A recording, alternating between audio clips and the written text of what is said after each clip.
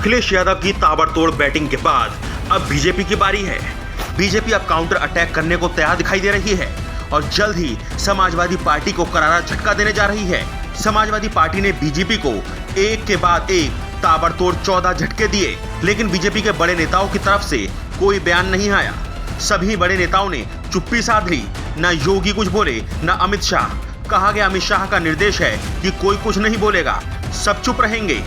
अमित शाह को करीब से जानने वाले ये बताते हैं कि वे अपनी जुबान से कम काम से ज्यादा बोलते हैं और अपने विरोधियों को कभी नहीं बख्शने के लिए कुख्यात हैं। ऐसे में अखिलेश यादव के बीजेपी पर ताबड़तोड़ हमलों के बाद अब बारी अमित शाह और योगी आदित्यनाथ की है। खबर है कि बीजेपी अब अखिलेश यादव को तगड़ी पटकनी देने जा रही है, मुंह तोड़ जवाब देने जा रही है। अखिलेश यादव के परिवार की बहू अपर्णा यादव जल्द ही बीजेपी ज्वाइन करने जा रही हैं। मुलायम सिंह यादव की दूसरी पत्नी साधना गुप्ता के बेटे प्रतीक यादव की पत्नी है अपर्णा यादव। वे समाजवादी पार्टी से नाराज बताई जा रही हैं और यही वजह है कि इस बात की अटकलें तेज हो गई हैं कि किसी भी वक्त अपर्णा बीजेपी का दामन थाम सकती हैं। अपर्णा यादव बीजेपी के कई बड़े नेताओं से गुपचुप मुलाकात भी कर चुकी हैं।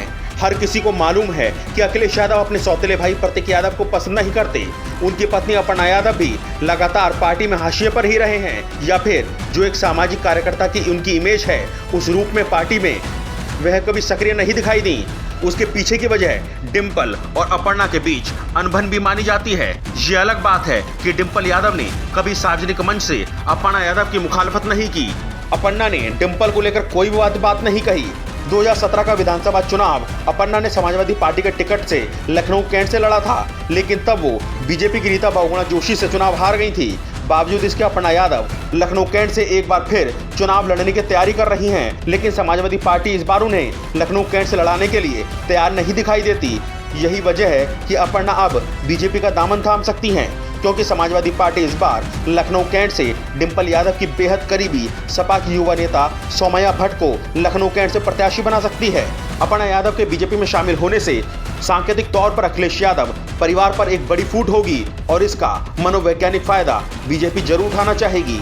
आपको याद होगा, योगी आदित्यनाथ की सरकार बनने के बाद ही अपर्णा यादव को मुख्यमंत्री योगी आदित्यनाथ ने अपनी गौशाला दिखाने के लिए आमंत्रित किया था और वो तस्वीर वायरल होते ही सैफई खेमे में हंगामा मच गया था। कई बार अपर्णा योगी आदित्यनाथ की खुलकर मंच से तारीफ भी कर चुकी हैं। इसके पीछे की वजह दोनों का उत्तराखंड कनेक्शन है। मूलतः अपर्णा भी उत्तराखंड की रहने वाली हैं और योगी आदित्यनाथ भी उत्तराखंड से ही आते हैं, लेकिन अपर्णा के बीजेपी में आने के पीछे लखनऊ कैंट की विधानसभा सीट ही बड़ा कारण है, क्योंकि लखनऊ कैंट की सीट अपर्णा को देना बीजेपी के लिए भी इतना आसान नहीं होगा, क्योंकि कांग्रेस छोड़कर बीजेपी में आई रीता बहुगुणा जोशी वहां से अपने बेटे को चुनाव लड़ाना चाहती हैं। इससे पहले रीता बहुगुणा जोशी कई बार इस सीट से जीत चुकी हैं। इसके साथ ही 2019 में लोकसभा चुनाव जीतने के बाद जब रीता बहुगुणा जोशी ने उस सीट को छोड़ा तो उपचुनाव बीजेपी के विधायक सुरेश चंद्र तिवारी ने जीता था। वो भी इस सीट से मजबूत दावेदार हैं। ऐसे में इन दावेदारों को दरकिनार कर अपर्णा को टिकट देना बीजेपी के लिए बड़ी मुश्किल पैदा कर सकता है।